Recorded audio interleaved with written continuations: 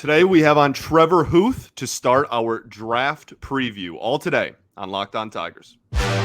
You are Locked On Tigers, your daily Detroit Tigers podcast.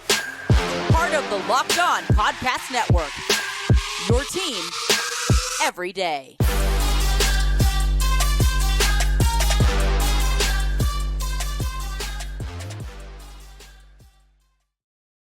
What is up, everybody? Welcome back to another edition of Locked On Tigers. I'm, of course, your host, Scott Bentley. Today is Tuesday, July 4th. Happy 4th of July, 2023.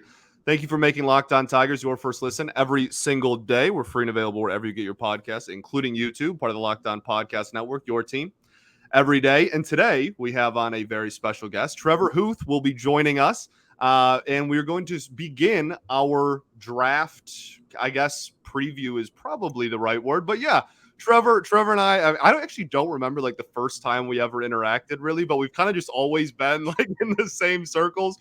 Obviously, currently Baseball HQ, just baseball. Bless you, boys. Very big in the Tigers community. You do work for all of them. How you doing, man? I'm doing great. I'll tell you what, this has been like a year and a half in the making of me making my appearance on Locked On Tigers, because we've talked about it.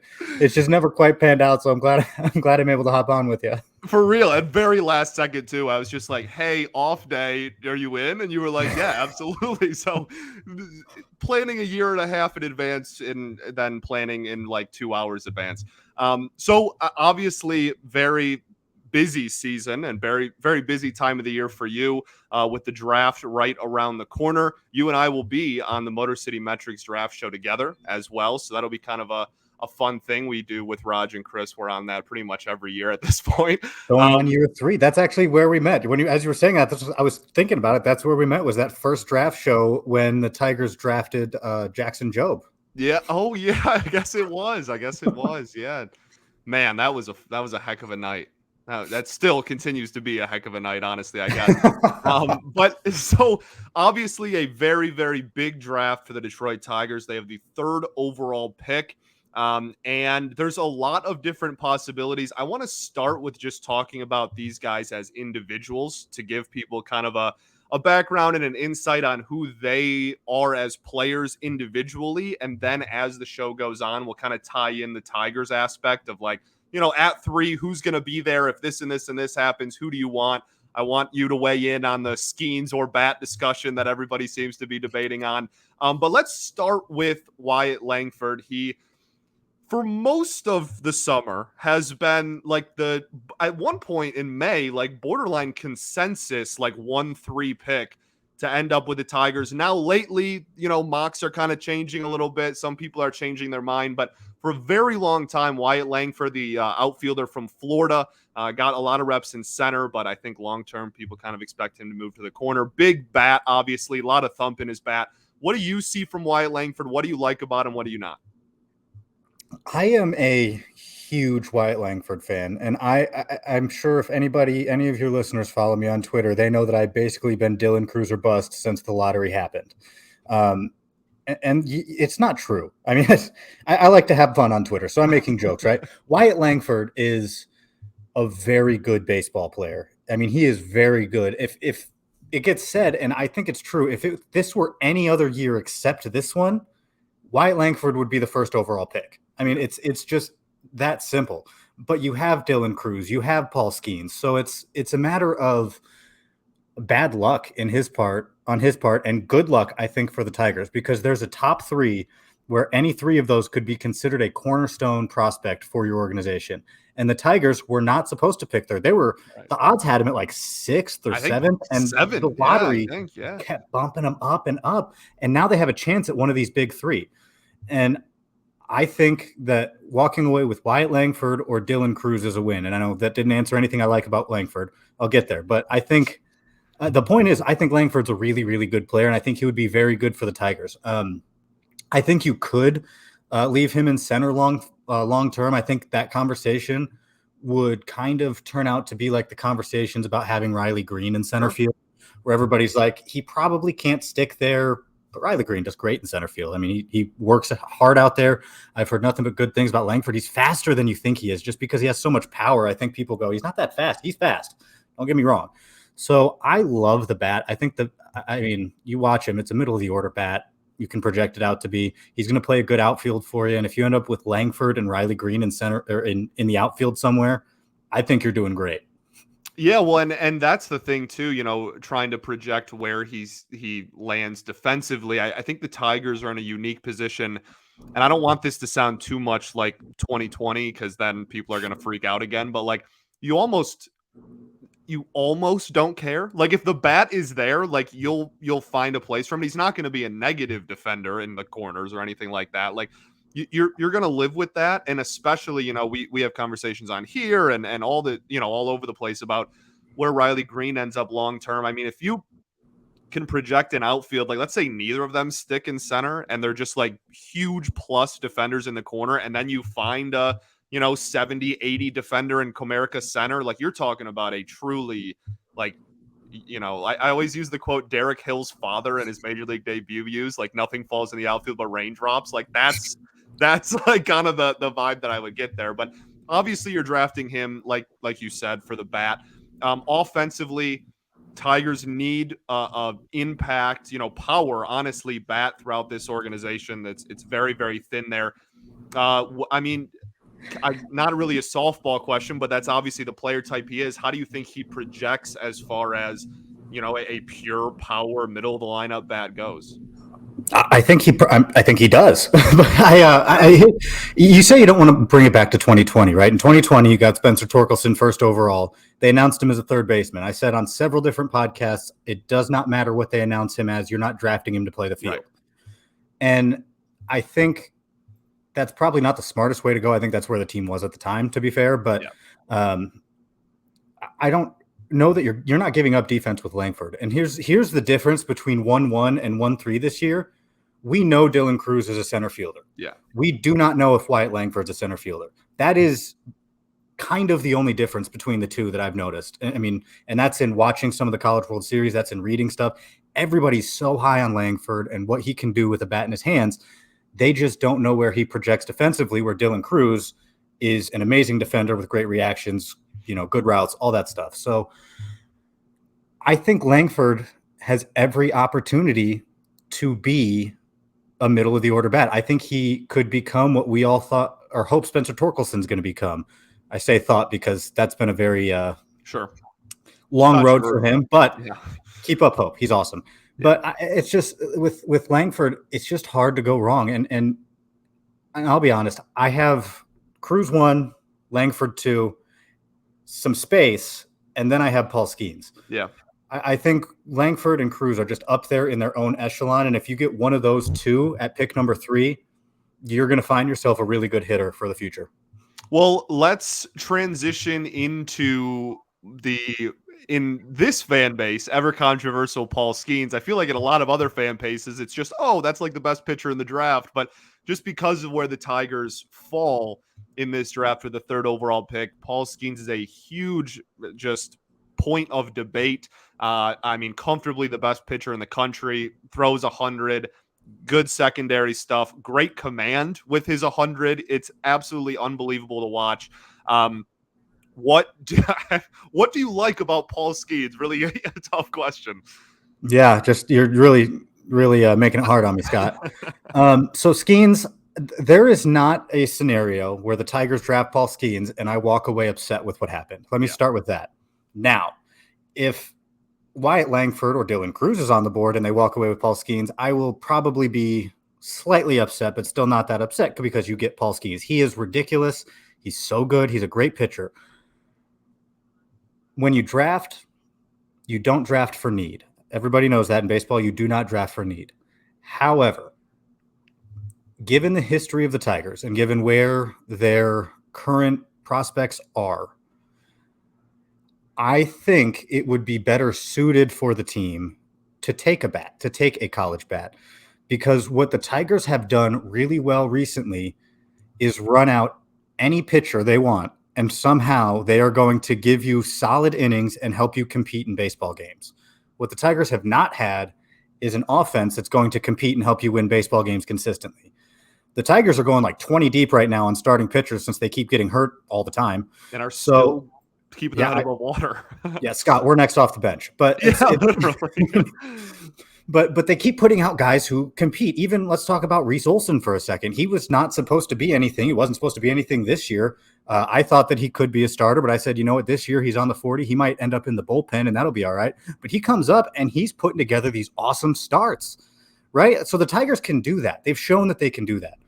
If you get Skenes, you might get your front man in your rotation. Awesome. Perfect. Great outcome for the draft. But if they want to take a step forward, even though you're not drafting for need, I think that they're better suited to take a bat. So I know you wanted me to talk about what I like about Skenes, but everybody at this point knows what Paul Skenes is. He throws hard. He's nasty. He's a good pitcher.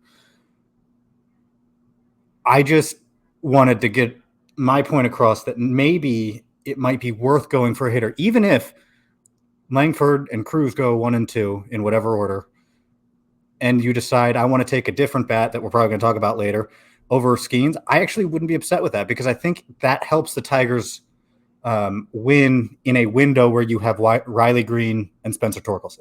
Sure. Yeah, no, 100%. Let's keep the conversation rolling. Obviously, you can see our itinerary there. I want to ask you about Cruz just because there is some, changing in mocks where maybe he's not the slam dunk 1-1. We'll talk about that right after I tell y'all about our friends over at FanDuel. Take your first swing at betting on MLB at FanDuel and get 10 times your first bet amount in bonus bets, up to $200. That's right, just $20 and you'll land $200 in bonus bets, win or lose. That's $200 you can spend on everything from the money line, the over-under, who you think is going to hit the first home run, etc. It's all on an app that's safe, secure, and super easy to use. Plus, when you win, you can get paid instantly. There's no better place to bet on MLB than FanDuel, America's #1 sportsbook. So sign up today.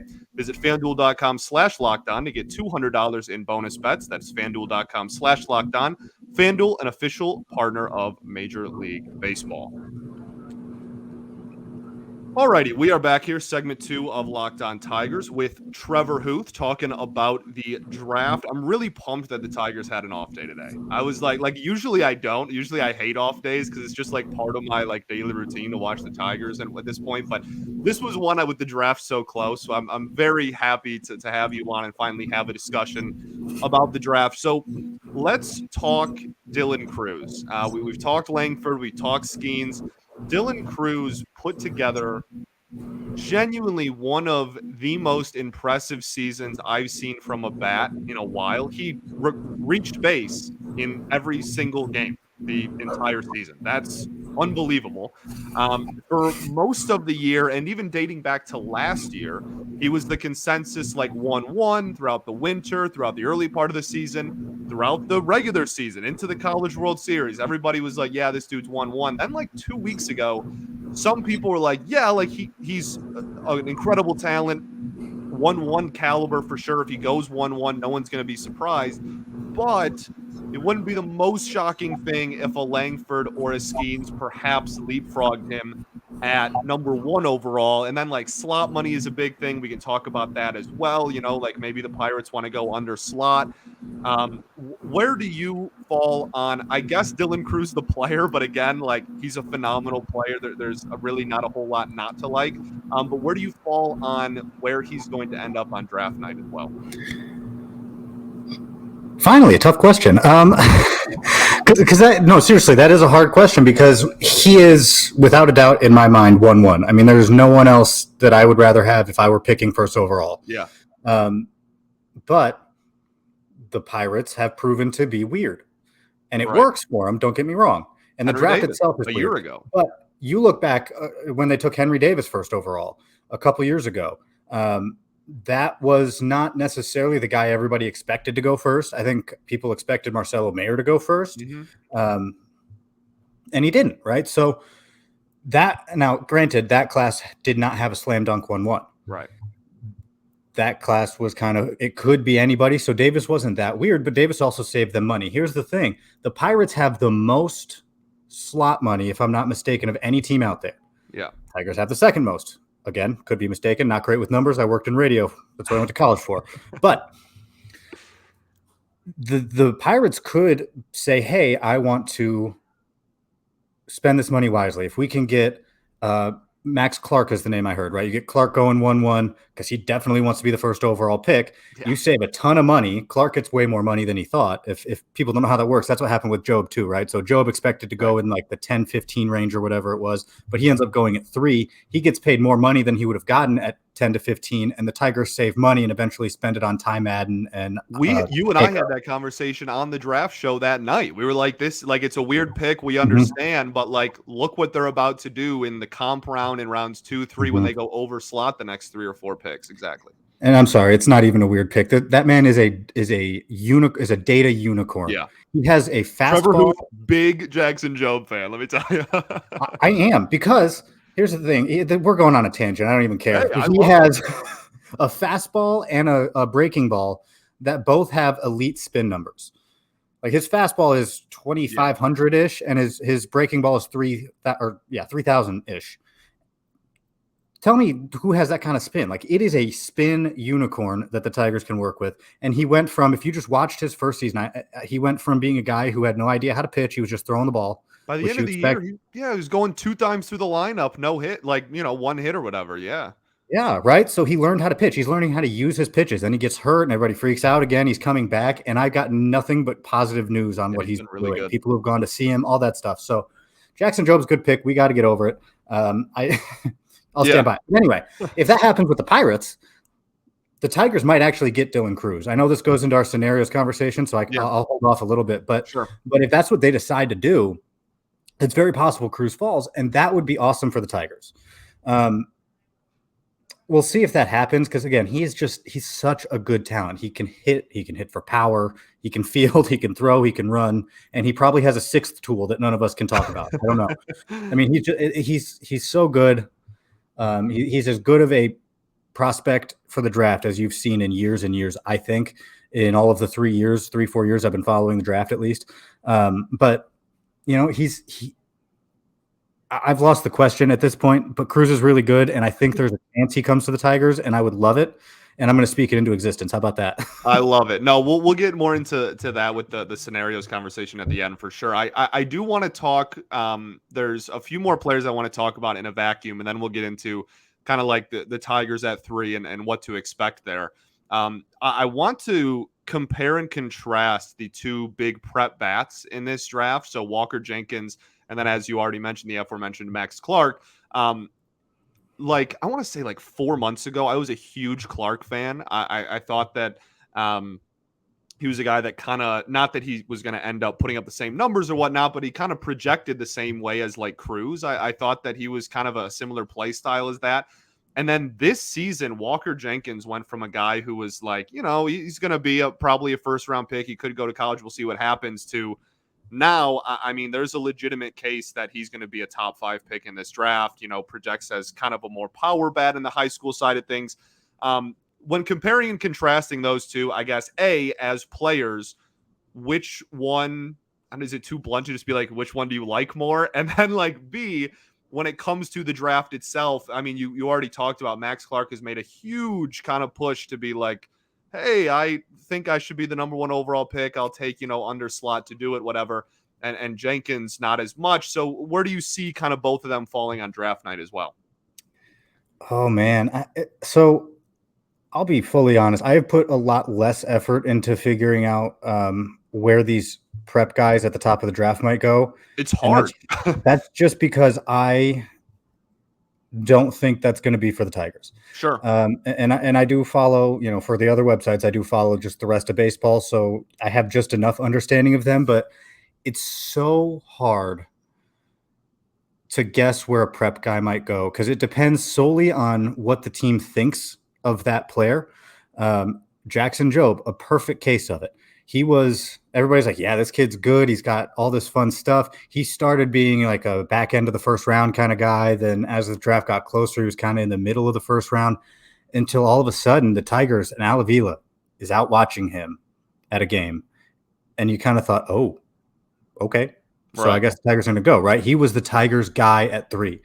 And that is kind of what goes into these prep picks, I think, is that has to be the guy of the team. Because there is just so much more risk than when you go for a college guy, and it can work out, and it can work out amazing. But figuring out where they're going to fall is just so hard. I doubt Clark drops out of the top 5. I think that depending on who's available, depending on what happens, I don't think he falls past the Rangers right after the Tigers pick.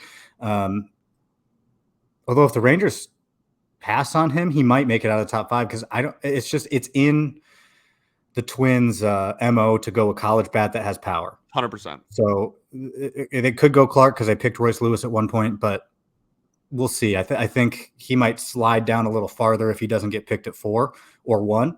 But and Jenkins, again, he could go anywhere too. Maybe the Rangers side they like Jenkins more.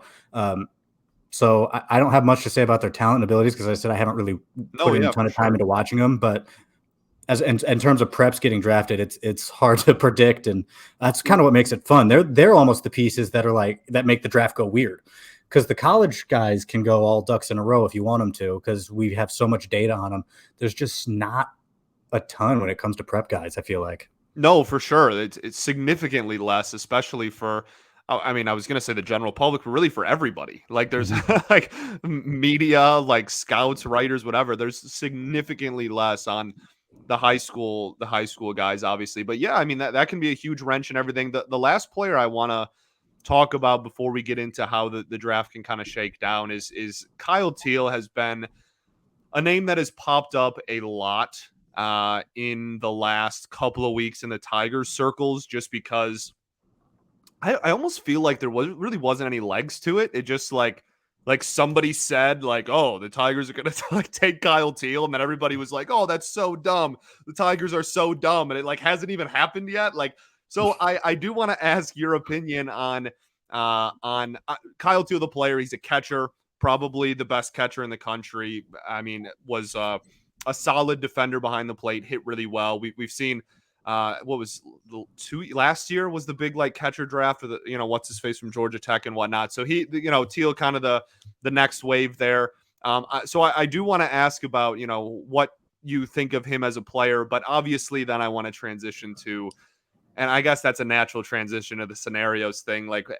If the Tigers take him at 3, what is your reaction?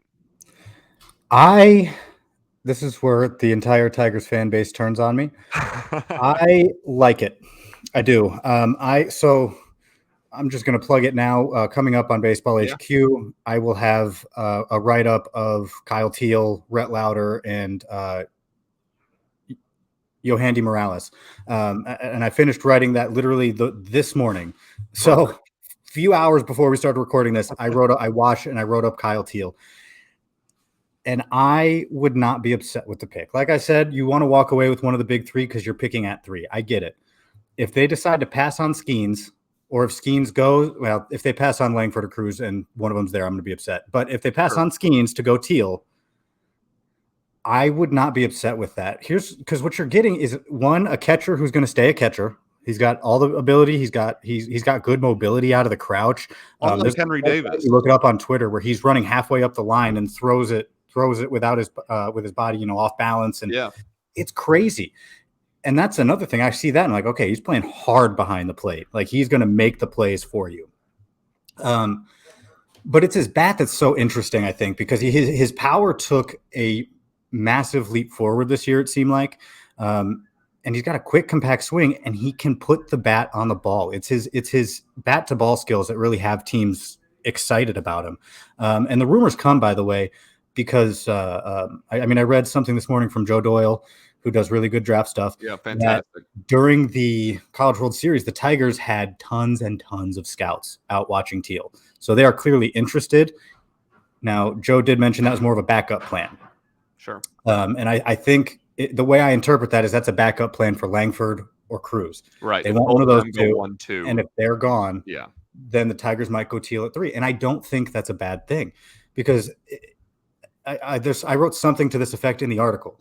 Okay. He's not Adley Rutschman. You don't want him going 1-1, right? He's not Adley Rutschman. I perfectly understand that. But he's a very, very good catcher who looks like he's going to be a very good hitter, or at least he's going to put the ball in play. And he's got a nice compact swing. It's fast. There's going to be some pop there. I mean, we're talking about a catcher, so we don't need him to hit 30 home runs. That'd be cool, but we don't need him to hit 30 home runs, right? If he can get 10 home runs, 15 home runs out of his power, cool. As long as he's hitting the ball well, you have a solid catcher. And if you get that at 1-3, I know everybody's going to look back and go, well, you could have had Skenes if that's how it works out. I don't count that as a loss because, like I said earlier, where the Tigers are, they've proven beyond a reasonable doubt, I think, to this point, that they can develop pitchers to be competitive at the major league level. Doesn't mean you're going to get aces. I get that, but they just need this injection of hitting, right? So if you take Teel and Teel starts to hit, Jace Young kicks it in, Pacheco, obviously Colt Keith, right? That's just 4 guys that you add into Torkelson and Green. That's a pretty solid lineup, and that's just what you're getting in-house. Right. And then you can roll out, maybe Mize takes a step forward and is healthy. Manning, right? They have the pitching. Obviously, Skubal's coming back. But I think that they can make enough pitching to be a good team. I don't know that the hitting is coming along the way it wants to. But new regime, I can't say that enough. We don't know what this regime is about yet. And that's the biggest question mark. So if they feel like a college hitter is the way to go, I'm right there with them. I agree. If they feel like Skenes is the way to go, it's hard to argue that as well. But Kyle Teel is going to be a very good player. He's going to be one that just like Job, I don't think fans are going to embrace right away unless he comes out of the gates and is amazing. But I think he's going to be a very, very good player. And I don't know. I do think you could project him to at least compete for all-star bids at some point during his career, if not be a perennial all-star. I mean, it's all there. You just have to figure out how to season it down. And that's why I think Kyle Teel is probably a solid pick over Skenes if it comes to that. For sure. Well, and yeah, that's the huge debate is, I think you and I are both very much on the same page where if Cruz or Langford is there at 3, that is the pick. I don't even think you really take any time to think about it or mull it over. I think you send in that card right away. But where it gets tricky is if Cruz goes 1 and Langford goes 2 or whatever, and then the Tigers are there at 3, and it's for a lot of the fan base, that's worst case scenario. Now you're sitting there and it's like, okay, you take another pitcher, which has been what with this team outside of the Torkelson and Green pick, it's been their MO for the last 7-8 years, and you're not getting, obviously you missed out on one of the impact bats, but you can't really control what teams ahead of you do. So is there a bat in this draft that is worth taking over Skenes? Obviously, you just voiced your opinion on Teel. I'm wondering if there's any other bats in this draft. I know the prep guys can be super weird. There's a very real chance that the Tigers, maybe they are in love with Walker Jenkins, and they're like, oh, maybe that's the pick at 3. They're going to take a high upside prep guy over Skenes. That'd be, risky for sure, but it's either that or a pitcher for a lot of people. And so, is there any other bats in this draft that you look at and you go, if Langford and Cruz go 1-2, this is my short list of people I would still take over Skenes? I don't think so. I didn't even have Teel in that group until this morning. So sure. That's really hard. And the good thing is the Tigers are in a position where it's very hard to do something wrong. Yeah. Even if they don't take one of the top 3, there's still so much talent right there at the top. It's very hard to go in a wrong direction. If they pick me, they've done it wrong. If they pick any of the actual players, they're probably doing pretty good. And it's been a long, long road for this team trying to get back to being competitive. And I get that. It has been a lot of interesting decisions being made by those in charge. And I get that. But we just need to think about who's in charge right now. You have Harris at the top coming from the Giants. Giants have done a really good job finding value out of players who maybe aren't valuable. Think Wilmer Flores. They've also done a good job developing top-of-the-line pitching. Think Alex Wood, right? Yep. And then the guy in charge of drafting was in charge of drafting for the Rays. And so we're giving a guy who hasn't drafted above the top 15 or maybe even the top 20, maybe ever in his career, depending on when he started with the Rays, and we're handing him the 3rd overall pick, right? So if they go with anybody else besides Langford, Cruz, Skenes, maybe Teel, I will be very shocked. Yeah. because there are people in charge who have a proven track record of making good decisions. And even if it looks like a bad decision, could wind up being a good decision. The Rays guy just drafted Xavier Isaac, who nobody had ever heard of. Yeah. I remember us watching it on draft night, and we were like, that's not a Who? person, right? But it is. And he's actually really good right now. So I think there's a level of trust that goes into just to what the Tigers are going to do based on the track record of the people making the decisions. So if they decide, hey, maybe we like Clark, maybe we like Jenkins, I guess it makes sense. But I think they are at a time where they're trying to, they said before this year, we're going to let the young guys play, right? They want to see what they have. And I think they're looking to make a push with a young core sooner than later. And if you're going to do that, I think you need somebody from college. I'm lockstep with you in that one for sure. Let's wrap it up. Final predictions. Just final. I mean, if you got like a mock coming around or anything, like don't spoil that. Don't spoil content for yourself. But if you're looking at what the Tigers, at 3, what is your final prediction for who they end up with, and how do you think it falls kind of ahead of them? Speak it into existence, Dylan Cruz. And if it's going to work out for Dylan Cruz, then what's going to happen is the Pirates are going to go Clark or Langford if they like Langford. But for all intents and purposes, I think it's going to be Clark. Sure. If it's not Cruz. Right. And then Skenes goes 2 because I have not heard anything other than that the Nationals love Skenes. Yeah, same. So that leaves me very confident the Tigers are going to get a good hitter. But if they're going to get Cruz, they need Clark to go first. Yeah. And then obviously the Tigers take Cruz, and then Langford goes 1 pick after to the Rangers. So that's a very specific scenario that probably will not happen. Realistically, it probably goes Cruz, Skenes, Langford.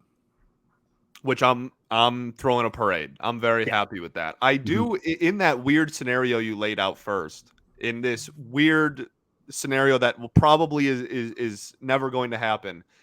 If there is a crazy scenario, zombies walking around the earth, where Cruz and Langford are both at 3, are you taking Cruz? Yes. Okay. That was just my question. Was like, if there, it's not going to happen. But like, for all intents and purposes, if you did have both of them on the board, who you go with? I mean, no hesitation. It's got to be Cruz. But it's amazing that we can be at a point where if that happened and the Tigers took Langford, cool. Right.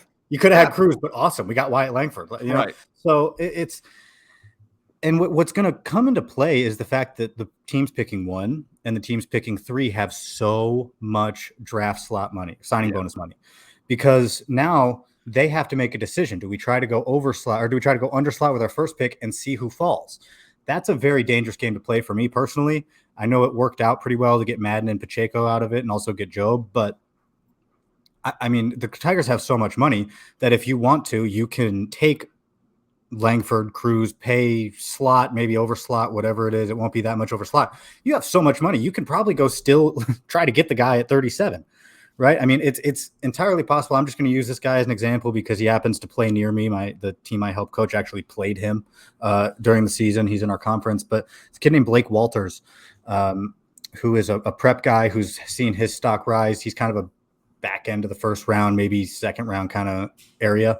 Sure. But let's say you get Langford at 3. It goes Cruz, Skenes, Langford. You get Langford at 3, you sign him at slot, maybe a little over, depending on what his ask is. I think you just pay him whatever you want, whatever he wants. And then you get Blake Walters at 37 and you sign him away. All of a sudden you have what is a really good prep arm throwing 97 to 99 in game as a starter with a nasty hook. It might be a slider, but a nasty breaking ball, and you sign him away. All of a sudden, you got 2 really, really good picks, and you didn't try to wait for somebody to drop. You attacked with your 3rd pick to get a big guy, and then you got somebody who dropped anyway, because there's going to be someone there that you can take a chance on, and the Tigers have the money to do it. Sure, absolutely. Well, very last question, then I promise I'll let you get out of here. Looking deeper into the draft outside of the first round, I know that at one point it just becomes a huge grab bag.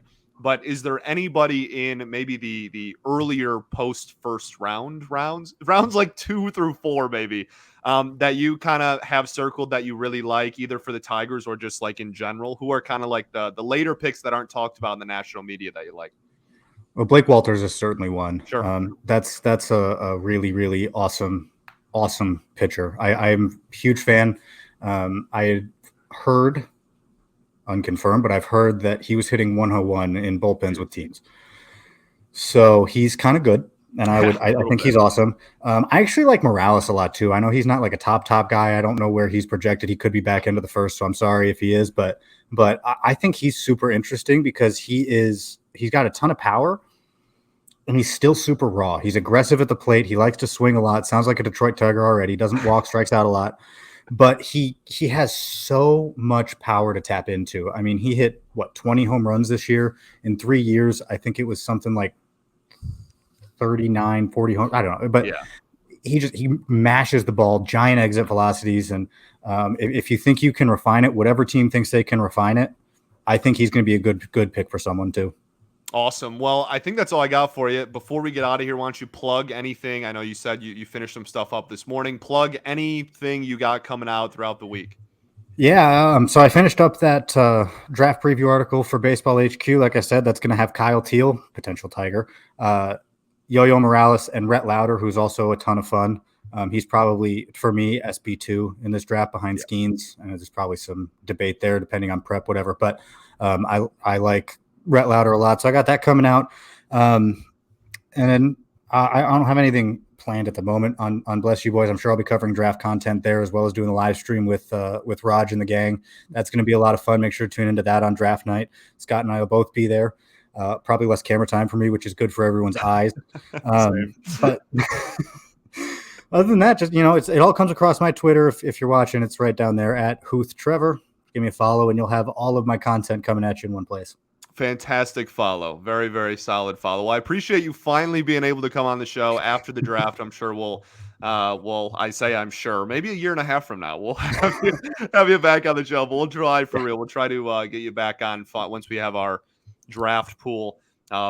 Two years from now, be here because we'll talk about what happened in this draft. Right, correct. Yeah. The 2025 episode recapping the 2023 draft is going to be awesome. Seriously, appreciate you coming on. Locked On Tigers, we will be back tomorrow recapping the Oakland A's game 1, and previewing kind of the rest of the series and some reinforcements coming back. I just got a notification while we were on air, actually, that Riley Green started his rehab assignment today. So that's super cool. 4 games out of first, 9 games out of 500, baby, just like we drew it up. We will be back tomorrow. Peace out.